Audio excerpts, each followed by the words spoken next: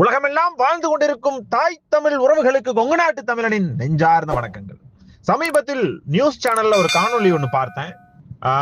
பெண் குழந்தை பிறந்தவுடன் என் ஜாதி தெரிந்ததும் என்னை விட்டு விலகி சென்ற காதலி அப்படின்ட்டு அந்த கன்றாவியை அந்த ஒரு காணொலியை இணைத்திருக்கிறோம். எல்லாரும் ஒரு நிமிஷம் அதை பாருங்க. ஒரு அற்புதமான புனிதர் அதை விலக்கி நியாயப்படுத்தி எல்லாம் பேசியிருக்கிறார். அதை ஒரு நிமிஷம் மட்டும் பாருங்க. ஜஸ்ட் ஒரு 30 செகண்ட்ஸ் கிளிப்பா அதை கொடுக்குறோம். என் பேர் சண்முகப்பிரியன். நாங்கள் தாந்தானி மலை தான், கரூர் மாவட்டம். நான் கல்யாணம் பண்ணது லவ் மேரேஜ். என் ஒய்ஃப் கவுந்தப்பாடி, ஈரோடு, கோபிச்செட்டிப்பாளையம் வட்டம். நான் அவங்களும் விரும்பி தான் கல்யாணம் பண்ணணும். நான் காலேஜில் ஒர்க் பண்ணிகிட்டு இருந்தேன். எனக்கு அவங்க காலேஜில் தான் பழக்கமானாங்க. நான் அங்கே காலேஜில் ஒர்க் பண்ணிகிட்டு இருந்தேன் ஸ்டாஃபாக. அவங்க அங்கே ஸ்டூடெண்ட் இருந்தாங்க. 2 பேரும் லவ் பண்ணி கல்யாணம் பண்ணிக்கிட்டோம். இது அவங்க வீட்டுக்கு தெரியும்.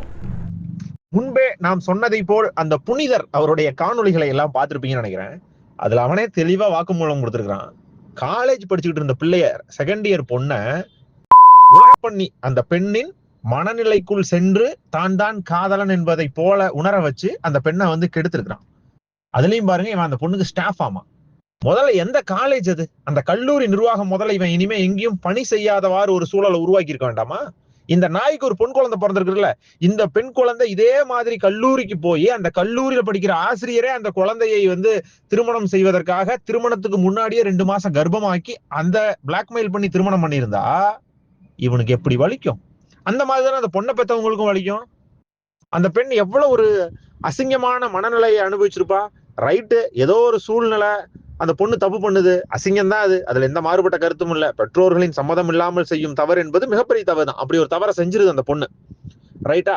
அப்படிப்பட்ட சூழல்ல ஒரு நியாயமான ஸ்டாஃபா இருந்தா நீ என்ன பண்ணிருக்கணும்? பெண்ணின் பெற்றோரிடம் சென்று சொல்லியிருக்கணும். இல்ல தெரியாம நடந்துருச்சுன்னு மன்னிப்பு கேட்டு நீயே போய் காவல்துறை நிலையத்துல சரணடைஞ்சிருக்கணும். இல்ல வேலையை விட்டு போயிருக்கணும். அதை விட்டு அந்த பெண் 2 மாசம் கர்ப்பமா இருக்கும்போது இவன் கூட்டிட்டு போய் கல்யாணம் பண்ணிருக்கான்னா அந்த பெண்ணின் மனநிலை எப்படி இருக்கும்? ஐயோ, நம்ம கர்ப்பமாயிட்டமே, என்ன ஆகுமோ, ஏதோ அவன் போய் கல்யாணம் பண்ணிருக்கு. இதுக்கு இவன் கொடுக்குறான் பாருங்க ஸ்டேட்மெண்ட். இவன் ஜாதி தெரிஞ்சவுடன் அந்த பெண் இவனை வேணான்றுச்சான். எவ்வளவு ஒரு அசிங்கமான நிலை இது. அப்ப உண்மையான காதலா இருந்தா மூதேவி, நீ எல்லாத்தையும் அந்த பொண்ணுகிட்ட சொல்லிதானே காதலிச்சிருக்கணும். உண்மையான காதலர் கூட இந்த மாதிரியான அயோக்கி பையனால அவப்பெயர்றா இல்லையா? இப்படிப்பட்ட வழக்கையெல்லாம் காவல்துறை எடுத்தா அந்த காவல்துறையே ஒரு அசிங்கமான காவல்துறை. ஏற்கனவே கரூர் காவல்துறையில முத்துக்குமார்னு ஒரு அயோக்கி பெயர்க்கான்.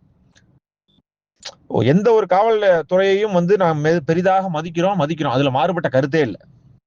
ஆனா பொதுமக்கள் தாம் பெண் இறப்பின் சந்தேகம் இருப்பதாக ரோட்ல உட்காந்து மறியல் செய்யும் போது போய் அடிச்சு விரட்டுறாங்க. தகாத வார்த்தையில பேசுறான், அசிங்கமா பேசுறான். எந்த காவல்துறை, நல்ல குடும்பத்துல பிறந்த காவல்துறை அதிகாரிகள் இதை செய்வாங்களா? ஒட்டுமொத்த காவல்துறைக்கும் இழுக்காறு கூடியது போன்ற நாய்கள் தான். அவனுடைய ரெக்கார்டு தேடி பார்த்தா அவன் கள்ளக்கடத்தல் வழக்குல மாட்டினவனா இருக்கிறான். ஹவாலா பணம் மோசடி வழக்கில் இருக்கிறான். இதெல்லாம் என்னன்னு சொல்றது? அவன் மீது எந்த ஒரு துறை ரீதியான நடவடிக்கையும் எடுக்காம இந்த காவல்துறை இன்னும் ஏன் வியந்து வேடிக்கை பார்த்துக்கிட்டு இருக்கு? இப்படியான சூழல் தொடர்ந்து கொண்டே இருந்தா எப்படி ஆளும் தரப்புக்கு இந்த கொங்கு பகுதியில் செல்வாக்கு வரும்? என்ன வருங்கிறத மக்கள் தான் எலெக்ஷன்ல சொல்லுவாங்க. சோ என்ன சொல்ல வரோம்னா, யதார்த்தத்தோட இது போன்ற தீய நபர்களால் தான் ஒட்டுமொத்த ஆசிரியர்களுக்கும் கெட்ட பேர் வருது. எப்படி ஒரு தவறான காவல்துறை அதிகாரியால் வருதோ அதை போலவே சோ காவல்துறை விரைந்து நடவடிக்கை எடுத்து இது போன்ற தவறான நபர்களை எல்லாம் இவங்க கொடுக்குற கம்ப்ளைண்ட் எல்லாம் எடுத்துக்க கூடாது. இவனை தூக்கி முதல்ல உள்ள வச்சு 4 மிதிக்கணும். மூதேவி, நீ என்னடா வேலை பார்த்து வச்சிருக்கீங்க? அந்த பெண் பிடிக்கல, போயிருச்சு, குழந்தை வேண்டாங்குது, காப்பகத்துல வச்சு வளர்த்துட்டு, இல்ல நீ வளர்த்து திருமணத்துக்கு முன்னாடியே அந்த பெண்ணை ஆசை வார்த்தை கூறி இருக்குல்ல, அது சின்ன பொண்ணுப்பா, தெரியாம செய்த. நீ அதே கல்லூரியில பேராசிரியரா இருந்திருக்க, கூட படிக்கிற பையனா கூட தப்பு இல்ல. நீ ஆசிரியரா போனீங்கன்னா அந்த குழந்தைய தானடா பாக்கணும். நாயே, நீ அந்த குழந்தைய என்னவா பார்த்திருக்கிற?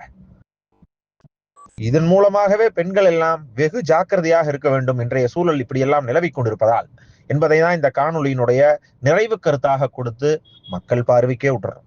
பெற்றோர்கள் தன்னுடைய குழந்தைகள் என்ன செய்துங்கிறத தயவு கூர்ந்து கண்காணித்து வளர்த்துங்க. இது போன்ற தப்பான நபர்களின் கைக்கு சென்று மாட்டிக்கிச்சுன்னா அந்த பெண்ணுடைய லைஃபே போயிடும். உண்மையான காதலன் இப்படி எல்லாம் செய்ய மாட்டாங்க. ரைட், என்ன பிடிக்கலன்னு போயிட்டு இல்ல, முன்னாடி நான் வாழ்ந்து காட்டேன்னு வைராகியத்தோட இருப்பான். இந்த நாயெல்லாம் பாருங்க, மீடியாவில பேட்டி கொடுக்குறான். எதுக்கு? ஏதாவது சொத்து 10-5 கிடைக்கும்ன்ற ஆசைதான். திருட்டு பையன். சோ இப்படியான நபர்கள் எல்லாம் கல்யாணத்துக்கு முன்னாடியே அந்த பெண்ணை சீரழிச்சிருக்கான். அதை காரணம் காட்டியே கல்யாணம் பண்ணியிருக்கிறான். எல்லாத்தையும் உண்மைகளை மறைத்து கல்யாணம் பண்ணியிருக்கிறான். எவ்வளவு ஒரு முரணான விஷயமா இருக்கு. மிக மனவேதனையோடு என்னதான் நகைச்சுவையோடு பல விஷயங்களை முன்பெல்லாம் பகிர்ந்திருந்தாலும் இறுதியாக இந்த காணொலியில் மன வலியோடு முடிக்கிறோம். தொடர்ந்து குரலற்றவர்களின் குரலாக வாய்ஸ் ஆஃப் கொங்கு நாடு யூடியூப் சேனல், இந்த கொங்கு பகுதியின் நிதர்சனமான உண்மைகளை மக்கள் மத்தியில் எடுத்துரைப்பது எங்கள் கடமை என கர்ஜித்து கூற விரும்புகிறது. இங்கு வாழக்கூடிய அனைத்து சமூகங்களும் இது போன்ற பிரச்சனையால் பாதிக்கப்படும். கொங்கு ஆளக்கொண்டர் சமூகம், வேடுகொண்டர், நாடார், முதலியார், செட்டியார், அந்து சமூக உறவுகள், பறையர் சமூக உறவுகள் போன்ற பல்வேறு சமூகங்கள், இஸ்லாமியர், கிறிஸ்துவர் போன்ற பல்வேறு சமூகங்கள் இந்த பிரச்சனையால் பாதிக்கப்படுது. இது போன்ற போலியான நபர்கள் பெண்களை ஆசை வார்த்தை கூறி நயவஞ்சகமாக ஏமாற்றி அவர்களை கர்ப்பமாக்கி அதன் மூலமாக அவங்களை பிளாக்மெயில் பண்ணி திருமணம் செய்யறான். இது போன்ற நபர்களை அழித்தொழிக்க வேண்டும். அப்போதுதான் இந்த நாடும் நாட்டு மக்களும் உருப்படுவாங்க.